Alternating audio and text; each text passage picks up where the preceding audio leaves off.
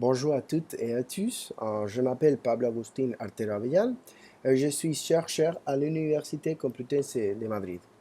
La présentation que je vais partager aujourd'hui s'intitule Cognition émotionnelle et persuasion politique vers une approche neuropsychologique du langage. Ce travail s'inscrit dans une recherche interdisciplinaire qui valorise précisément les croisements entre linguistique, communication et sciences cognitives.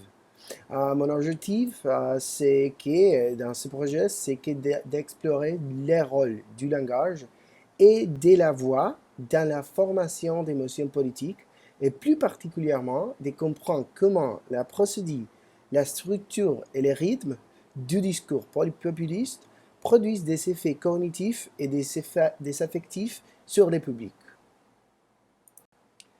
Dans la sphère politique contemporaine, les discours ne se réduisent plus à la transformation et transmission des idées, mais ils constituent un instrument d'activation émotionnelle.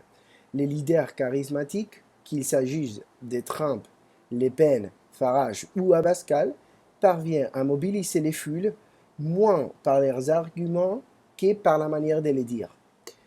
Leur succès repose sur une sorte de synchronisation émotionnelle, un phénomène de résonance affective où les publics ressentent presque corporellement les rythmes et l'attention de la parole. Alors, l'objectif de ma recherche est donc double. D'une part, d'identifier les marqueurs linguistiques de cette perception émotionnelle et d'une autre part, proposer un modèle interprétatif neuropsychologique qui relie la production du langage à la réponse affective du cerveau social. Donc, l'hypothèse centrale est que la persuasion n'est pas seulement du sens humain, mais de la dynamique émotionnelle qui s'installe entre les locuteurs et l'auditoire. Alors, les cadres théoriques articulent trois traditions. Premièrement, celle de la cognition émotionnelle à travers les travaux de Damasio, Ledoux et Panksepp, qui montrent spécifiquement que la raison et l'émotion ne sont pas deux systèmes séparés. Ce sont deux dimensions interdépendantes de la prise de décision. Deuxièmement, la théorie du cerveau social, proposée notamment par Dunbar et Fritz, selon laquelle la communication humaine a évolué comme un mécanisme de cohésion et d'appartenance.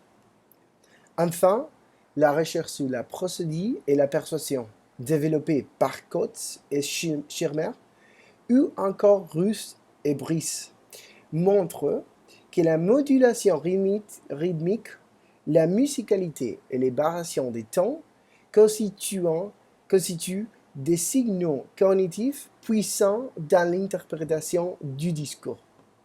Ainsi, l'émotion politique ne peut pas être comprise uniquement comme un contenu idéologique. Elle doit être pensée comme un processus cognitif incarné qui engage la mémoire et la perception et la voix. Pour examiner ces mécanismes, j'ai constitué un corpus comparatif de 12 discours politiques intégralement transcrits. Il s'agit des discours de Donald Trump, Nigel Farage, Marine Le Pen et Santiago Abascal, couvrant les périodes de 2006 à 2024. Les textes proviennent des archives publiques et des collections déposées sur Zenodo, ce qui garantit la traçabilité et la reproductibilité des analyses. La méthodologie alors repose sur une analyse textuelle qualitative et pas acoustique. Cela signifie que je me concentre sur la procédure orthographique, c'est-à-dire les indices visibles du rythme et de l'émotion dans les transcriptions. Majuscules, exclamations, pauses, points de suspension, etc. Ces signes, souvent négligés, traduisent une partie du ton et de l'intensité vocale. Je les relis ensuite à des indices lexicaux. Moins de colère, de fierté, de peur et d'espoir. Et à des stratégies discursives. Ça veut dire opposition nu-e, moralisation ou légitimation. L'analyse combine donc la linguistique, la psychologie cognitive et une interprétation pragmatique de la performance. Alors, les trois niveaux d'analyse sont les suivants. En premier temps, la procédure orthographique qui sert des traces visibles de la musicalité du discours. La longueur de phrase, la répétition et la ponctuation créent un rythme émotionnel. Alors, l'affect lexical, en deuxième temps, c'est-à-dire les champs sémantiques liés à la colère, à l'enthousiasme et à la confiance ou à la peur. Finalement, les cadrages discursifs qui correspond à la manière dont l'orateur construit les mots moraux de son récit. Les bons et les méchants, le peuple et l'élite, les saveurs et les menaces. Ces trois dimensions composent ce que j'appelle une grammaire affective de la persuasion politique, un système de régularité qui unit syntaxe, rythme et l'émotion. Alors, les premiers est le schéma ascendant intensif, caractérisé par une montée en tension, une accélération du rythme et une accumulation de formules fortes.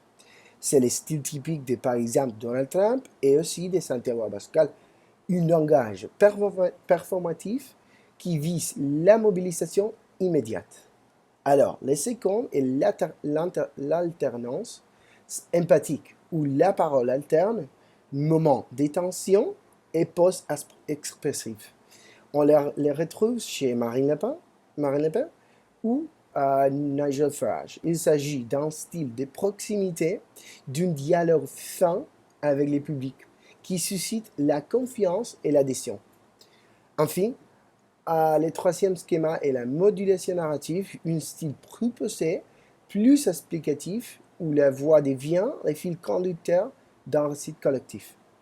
Ces trois stratégies, malgré leurs différences, ont en commun de créer une synchronisation émotionnelle. Le public ressent ce que les livres expriment.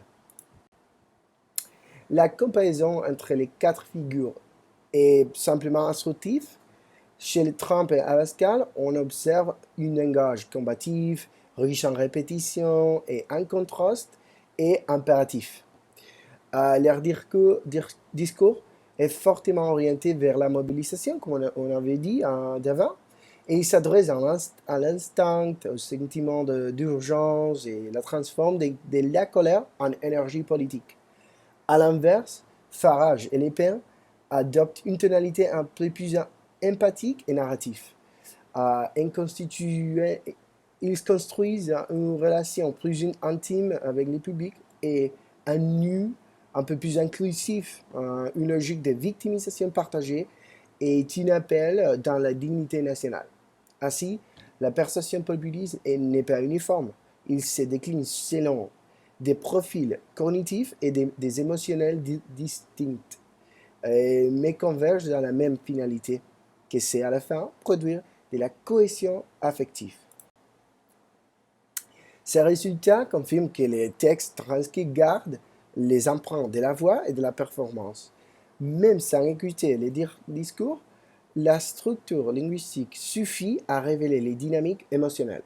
Autrement dit, l'émotion est inscrite dans la forme du langage, dans ses rythmes, dans ses répétitions et même sa respiration. Cela invite à repenser la frontière entre linguistique et neurosciences. La persuasion n'est pas seulement une question de mots, mais des signaux neuroaffectifs, perçus et interprétés par les cerveaux sociaux. Chaque pause, chaque intensification ou appel collectif active alors les circuits neuronaux de la confiance et de la cohésion, ce que les neurosciences sociales décrivent comme un couplage intersubjectif entre orateur et l'auditoire. Alors, pour finaliser, à partir de là, on a plusieurs perspectives qui s'ouvrent.